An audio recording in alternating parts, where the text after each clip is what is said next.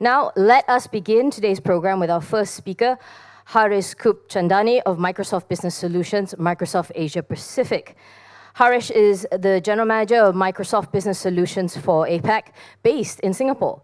With more than just 20 years of experience at Microsoft, Haresh brings unique depth and breadth of regional expertise across both sales and marketing disciplines to drive expansion in Asia Pacific.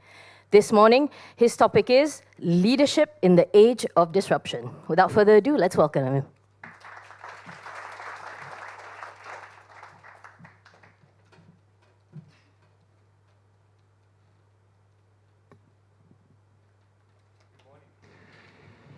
Yeah? Can you guys hear me? Yes. Perfect. Dr. Yasmin, inspiring as always. Thank you very much for that. Good morning, everyone.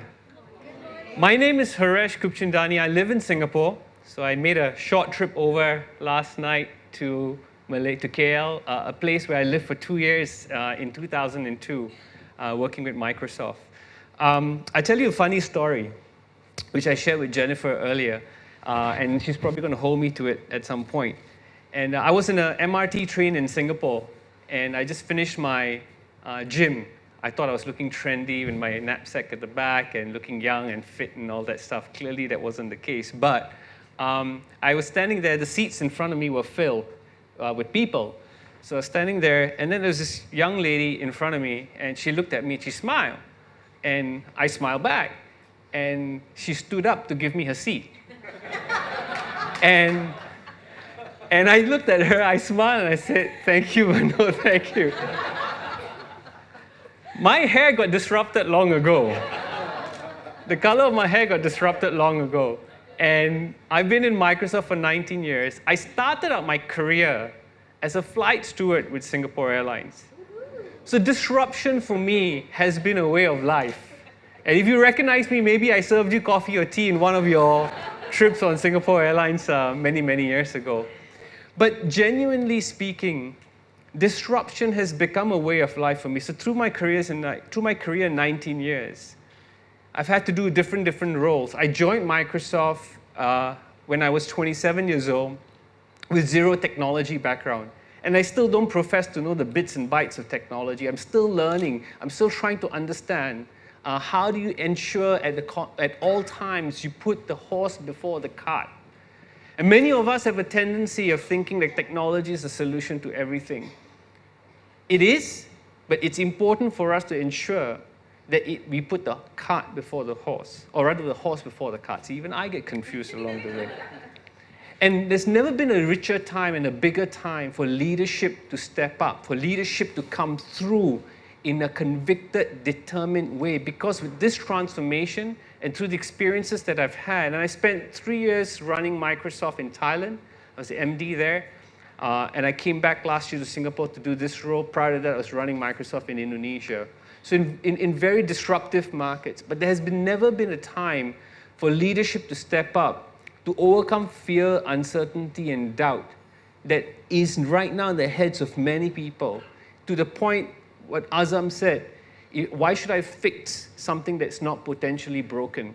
And it's important for us to start thinking about how we think about embracing this. And I want to take you through a few slides on a little journey that I've been. Some slides you're going to see, I'm going to try and tell a little story to put things in context. Because what we're going through here happened a century ago. It's just that we were not alive a century ago to basically understand it. I've also turned around and put together a simple slide that I want to go through with you that's based on pure real-life experiences working with different CEOs across different organizations. CEOs that have come to me and say, I want to buy a CRM system. And I say, why? No, because it's cheaper. But I said, why? Oh, because I think it's a better platform than whatever I'm using now. Then I said, no, I don't think you should buy my CRM platform because I think it's going to be a wasted investment. And you could see the shock on the CEO's face.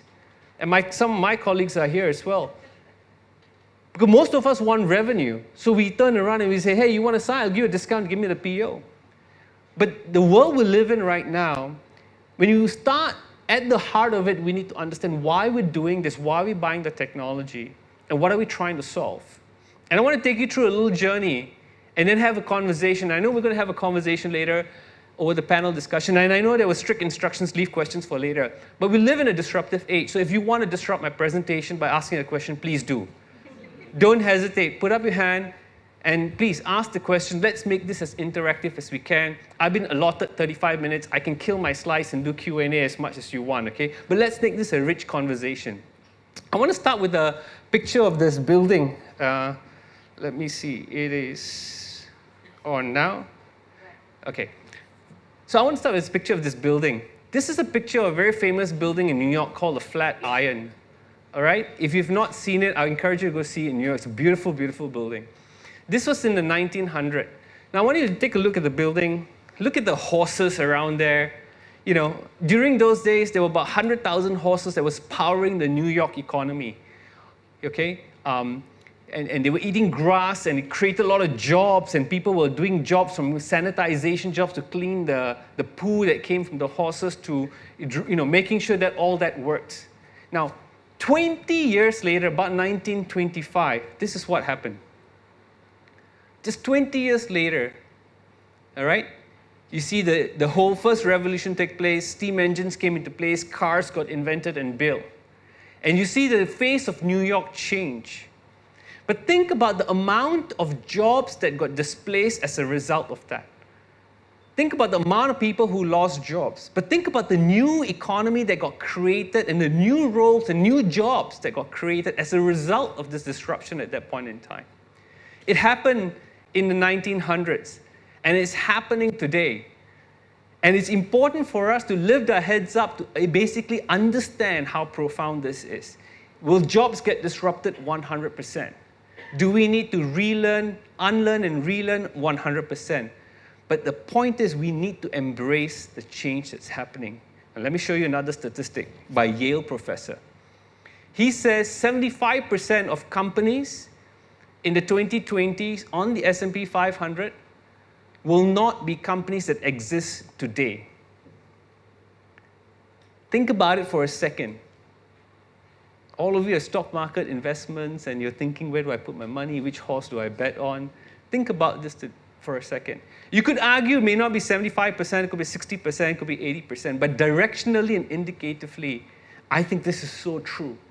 Because more and more organizations will get disrupted, voluntarily or involuntarily, across industries. And about 3 weeks ago, I spent a good 2 hours with 15 regional pharma CEOs on this very topic of digital transformation, of disruption, of culture change. And we'll talk a little bit about that, because a lot of this conversation, ironically, technology is the enabler of the solution, but it's not the starting point. So when you think about the fourth industrial revolution, a lot of people say that that's where we're at right now. And you're probably right. The first industrial revolution driven by the invention of steam engine, second by the electric power plants and internal combustion engines, third by microprocessors. And where we live in today, we live in a technology-driven economy. We live in an economy that's changing constantly by technology. And at the heart of it, when you think about some of the changes the fourth industrial revolution is driving, it's really impacting and differentiating and redesigning the way we work, the way we do things, the way we collaborate. And a lot of it is not by choice. A lot of it is really by necessity, because of the globalized world we live in, because of how connected we are, because of the degrees of separation between us, between economies, between societies is very, very small.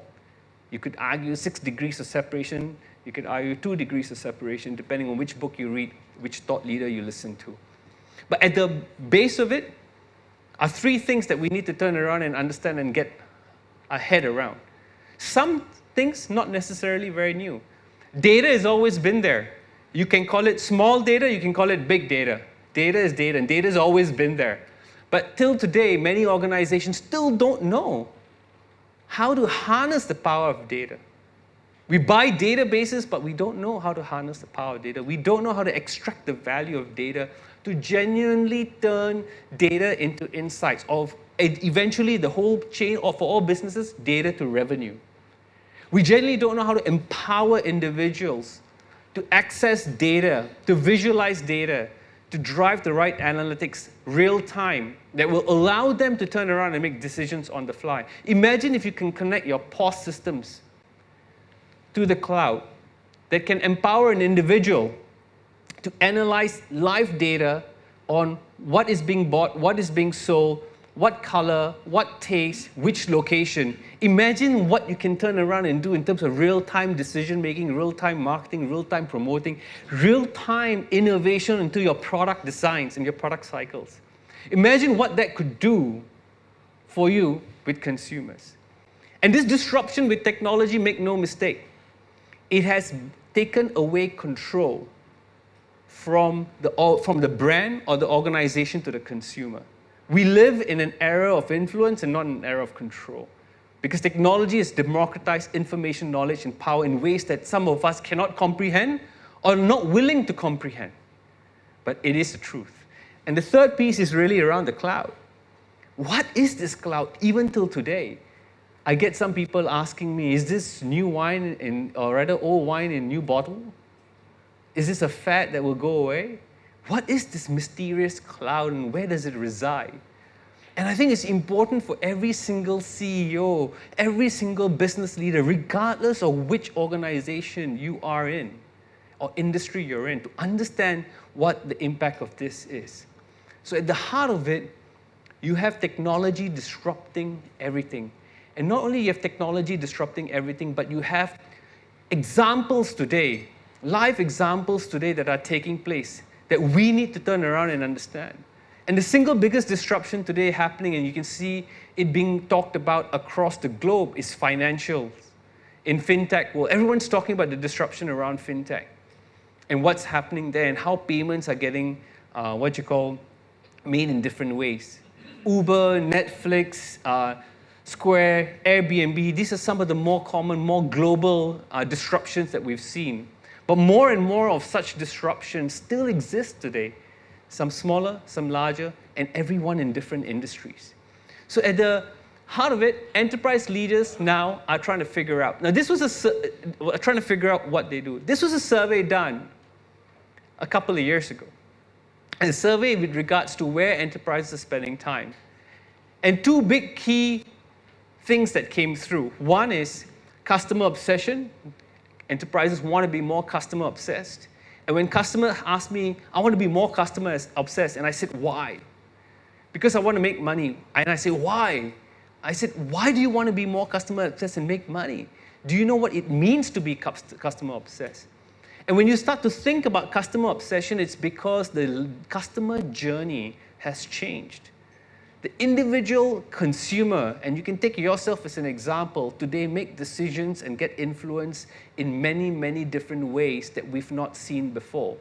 People are making decisions based on what other people say on the web, whether it's TripAdvisor or any other portal that comes up today. So information, knowledge, power is now in the hands of the user and is influencing and changing the way they make decisions. And as organizations grow bigger, ironically, they move away further from the customer. And when they move further away from the customer, they will need to look at new ways to bridge that gap, to stay close to the individual. And that's why the future of business actually is marketing. Because marketing as we know it today is evolving very quickly. Because now in the future, when we think about how we market, it's about engagement, it's about how we drive experience, and it's about how we turn around and drive conversations. It's not just about technology. And then transforming to digital, embracing digital. There are many ways to think about digital. Some people turn around saying, I've had conversations with CEOs that says, oh, I heard something about this Facebook thing, and they tell the marketing guy, hey, here's 20 grand, go put something on Facebook or do this Facebook thing. And that has been a real life scenario, a real life story. I've even spoke to one of the regulators, not in Malaysia, who was with me in Singapore a few weeks ago, someone I've known for a while and I've helped do a lot of work with them.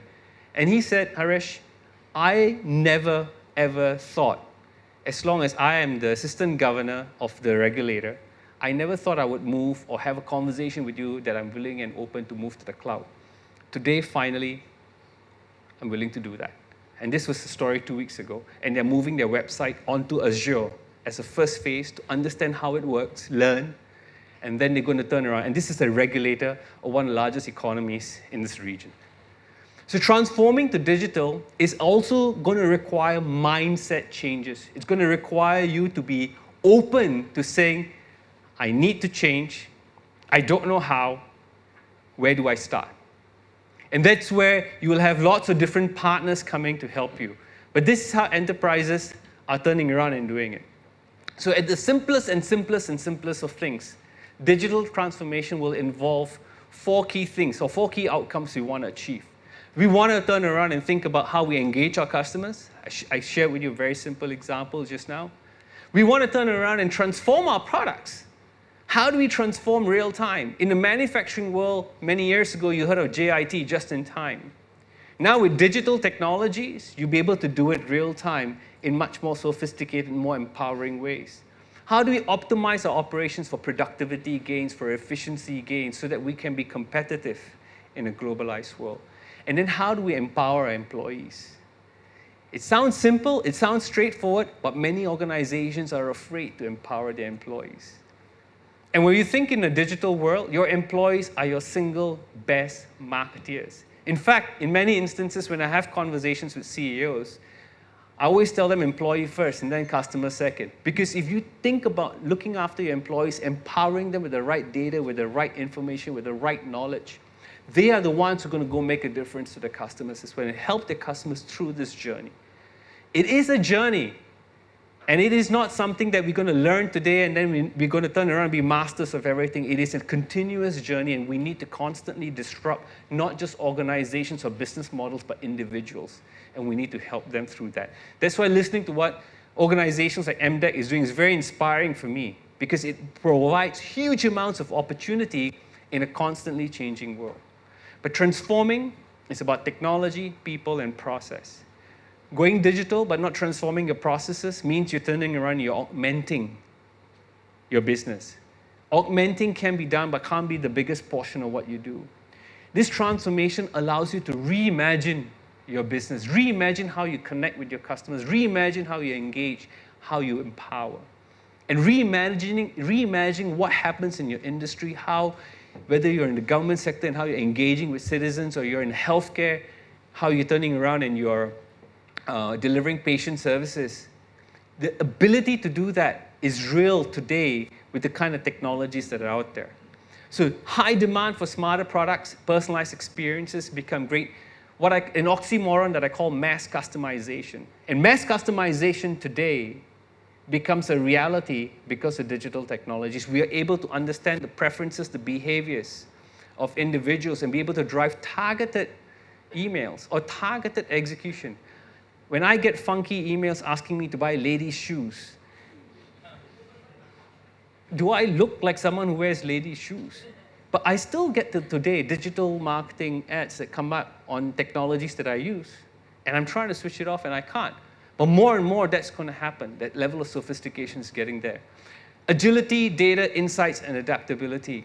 To me, all of you guys know this because you've gone through ups and downs in your businesses with economic turmoil and stuff like that.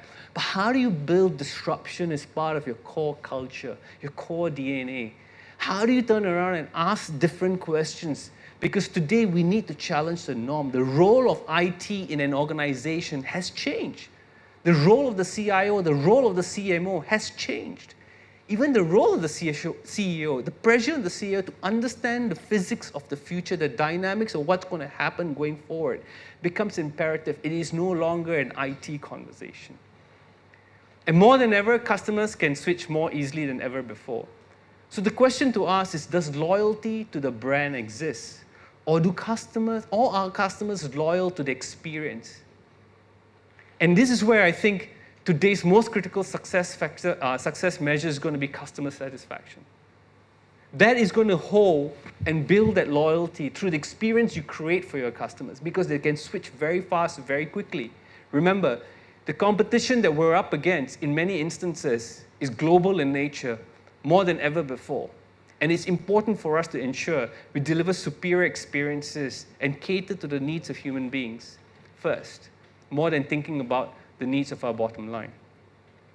There was an interesting study by IMD and Cisco that I wanted to share, which shocked me, which scared me, but which also told me that there's a huge amount of opportunity ahead. And IMD Cisco did this survey, and in this survey, 45% of CEOs felt that board-level attention was not a priority. Digital disruption is not a priority in board level. And this was across 941 CEOs across the world. Very small Asia representation, to be fair, but 941 CEOs. Digital disruption not seen as worth of board-level attention. In addition, 43% of companies either do not acknowledge the risk of digital disruption or have not addressed it. Nearly a third are taking a wait-and-see approach. And the danger, if you're thinking of wait-and-see approach, what happens when you take a wait-and-see approach? You say, oh, it succeeded, I will do it. By then, that would be mainstream, you would be disrupted, if not obsolete. So taking a wait-and-see approach is different. It can't work any longer. The skills that got us here and the skills that need to take us to where we want to go are going to be very different. Making mistakes needs to be a culture. Failing needs to be a culture. Disrupting, no such thing as bad ideas, needs to be a culture. All of these tenets tend to go against a lot of what we as Asian value or how society views us. So very, very interesting transformative times, which is why for me, the challenge of leadership and the pressure of leadership to rise up is more critical now than ever. And here's some examples of what we've done in Microsoft with customers. And there are tons of different examples. Some are not here, some are here. Some are more fun. One of the examples here we did was the Internet of Oysters, right? They're always nice, great buzzwords. So basically, there's a company called Yale. They are clearly in the farming business. They do oysters. They were losing, it's a $100 million industry in Australia. And they were losing a significant amount of money because of changes to weather patterns, rain, and so on and so forth. And they had to figure out, how do we turn around and get on the front foot of predicting the weather changes in temperature that could allow us to minimize wastage of oysters. Because if the oysters take the rainwater that has got all the elements it shouldn't, they can't sell it. They have to turn around and kill it, and it's gone. And they basically started to turn around and collect data that allowed them to turn around and analyze dynamically through the cloud, that allowed them to then get proactive with regards to managing all of this. And eventually saved a bunch of money, close to about $6 million, and that's allowed them to turn around and improve profitability and get on the front foot of improving the efficiency of the operations. AIA, very simple example. We talked about engaging and empowering your employees. AIA is an insurance agency. Lots of insurance agencies all around, spread out. But they had to turn around and empower their agencies, provide them with the right tools to collaborate, to be able to turn around, react fast to a very, very challenging competitive market. So they basically started to use the cloud to empower every single individual using Office 365 across devices. So whether you're on Android, iOS, Windows, doesn't matter. And they empowered them to do that, which means they could take information on the go. Now, that's very scary for many people, because the first question comes up, what about security? You know, if they have access to information on the go through mobile phones. And that's where we obviously built a sophisticated solution that allowed them to make sure that security was being taken care of through different technologies that we had, to empower the employees to do the right thing for the customer first and then for the organization.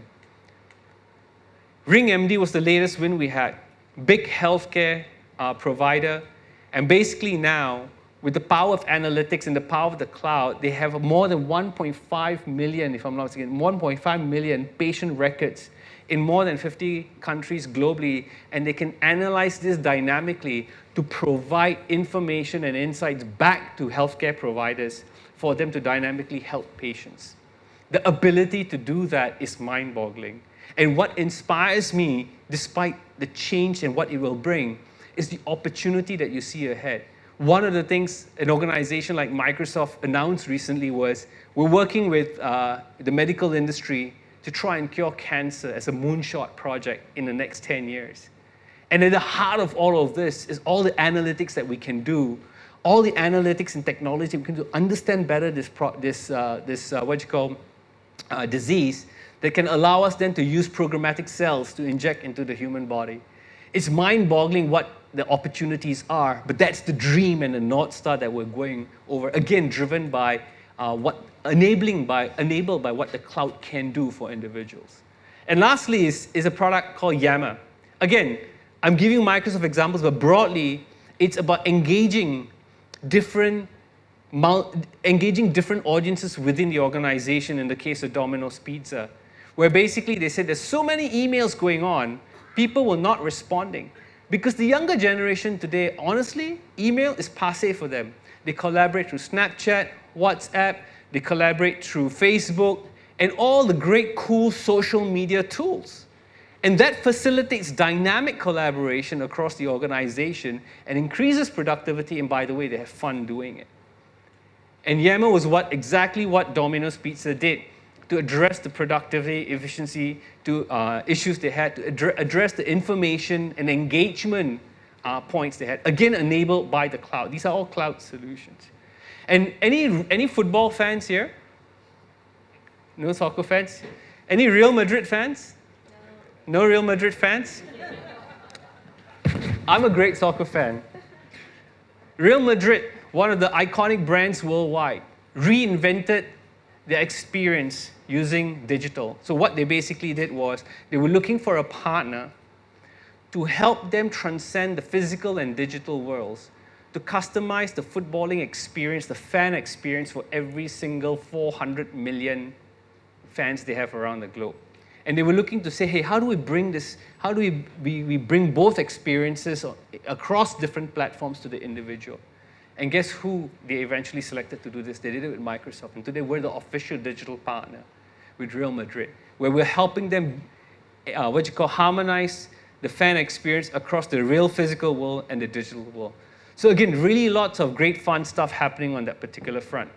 But at the end, through all these experiences, I put together what I call the puzzle of 8. And the puzzle of 8 is basically to help CEOs understand, saying, hey, where do you start from? What do you need to turn around and do? So that you can take different pieces of the puzzle, and then you can turn around and say, this is how I'm going to start doing this with my organization. So I put a simple diagram together to illustrate the point based off a set of experiences and conversations that I've had with CEOs and so on and so forth. Firstly, understand the physics of the future. It is not the role of IT. It's no longer about technology. It's about understanding the implications of technology, understanding the implications of what the cloud can do. Why is the cloud so important? How is it helping you focus on what you can do within your organization?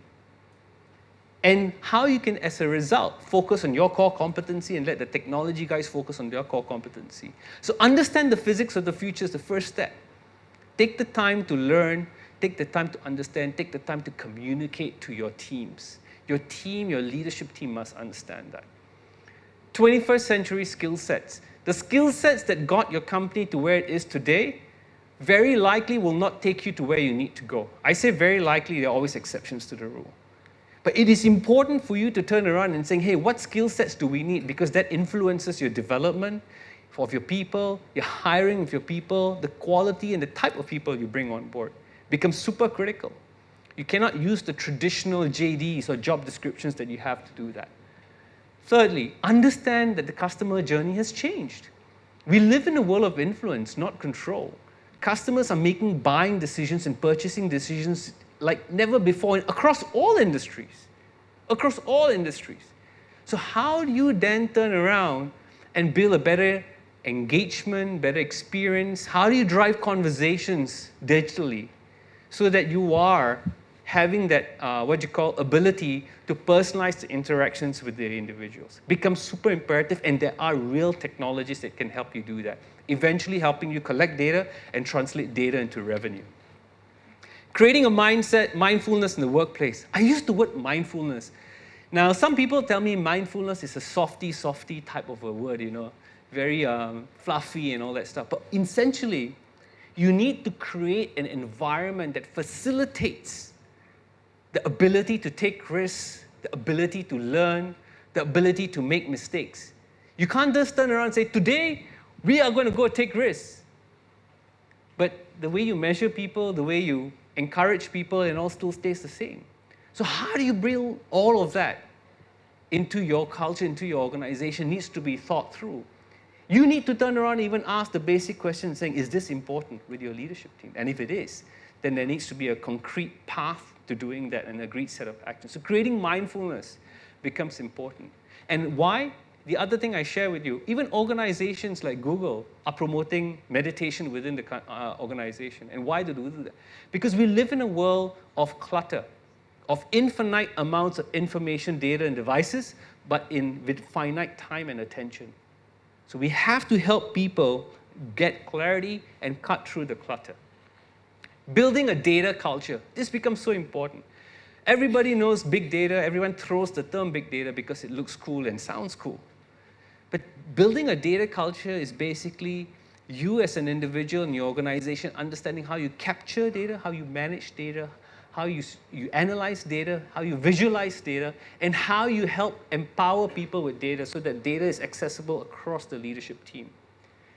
More and more that becomes imperative. So building a data culture is going to be super important so that you can increase the amount of science you put towards the art of decision making. Harmonizing the old and the new. It cannot be go digital or go home. You got to turn around and figure out in your organization, given this is a journey, you will need to harmonize the old and the new over time, respecting the diversity of people that you have in the organization and the diversity of audience that you serve. Because the older generation of audience that you serve may not necessarily be digital. So what does that look like?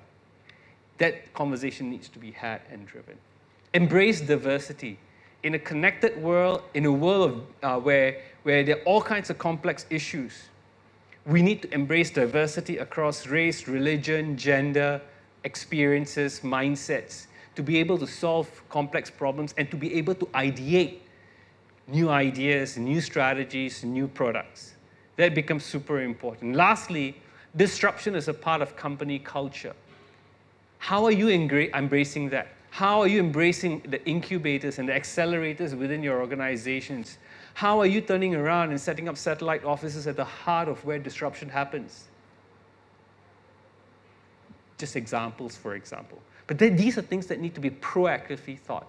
So the puzzle of 8 is meant to provide what I think are potentially 8 key pivots organizational leaders need to turn around and start having conversations with their team to build strategy which eventually will influence your organizational hierarchies and so on and so forth. This is the Flatiron building and how it looks today. Again, gorgeous building. Absolutely love this building and everything around it. In 20 years' time, I think this picture is going to change. I think there'll be driverless cars. Depending on semiconductor prices and semiconductor technology, there could be levitation. Cars could be levitating in 20 years. That is a distinct possibility. There's going to be this picture is going to look very different. I'm confident the building will be there, but I'm confident the scenario around this is going to be very different. New jobs, new economies are going to get created. So it's going to be amazing to see what the evolution is. But the opportunity ahead of us is nothing short of mind-boggling if we all can open up our minds to recognize that this change is happening and we need to embrace it. You may not embrace all of it, but we need to start the journey today. And the mindset shift and change needs to start with the CEO. Because who wants change? Technically speaking, everybody wants to. But who wants to actually change? More often than not, you see no hands or you see very few hands. That's the reality of change and transformation. So it starts with mindset. And I want to urge all of you, just like how my color of my hair got disrupted, how my career got disrupted. And it got disrupted in ways I never fathomed. But as long as you follow and you have faith, your belief, and you just keep following your gut, you keep learning, you keep unlearning, you keep relearning, I'm confident that organizations can thrive. You have great industry support from the likes of MDEC, which is super inspiring. But the ability to change will start with you as a CEO saying, I need to understand this thing called digital. It's serious. It's going to impact my organization. I need to work with someone to be able to do that. I leave you with the last quote that I share with a lot of people. Winning with purpose must be an imperative of any organization in the 4th industrial revolution. The operative word here is purpose. The transformation that every organization must undergo will require leaders to engage both the hearts and the minds of their people in order to disrupt, transform, and thrive in this revolution. We need to believe in the impossible. and remove the improbable. And the impossible needs to be turned around and dealt with. Nothing was achieved initially because everything that was achieved was deemed impossible in history. So it's important for CEOs like yourselves to start that journey. Don't boil the ocean, but start that journey. It's a journey. It will take time. It will take money. It will take resources. It will take trade-offs. But it's an important journey to take for the future of your organization and even more importantly for the future of your people so that they can stay relevant and continue to thrive and prosper in what I think is going to be an amazing world ahead of us. With that, I'm going to end and say thank you very much.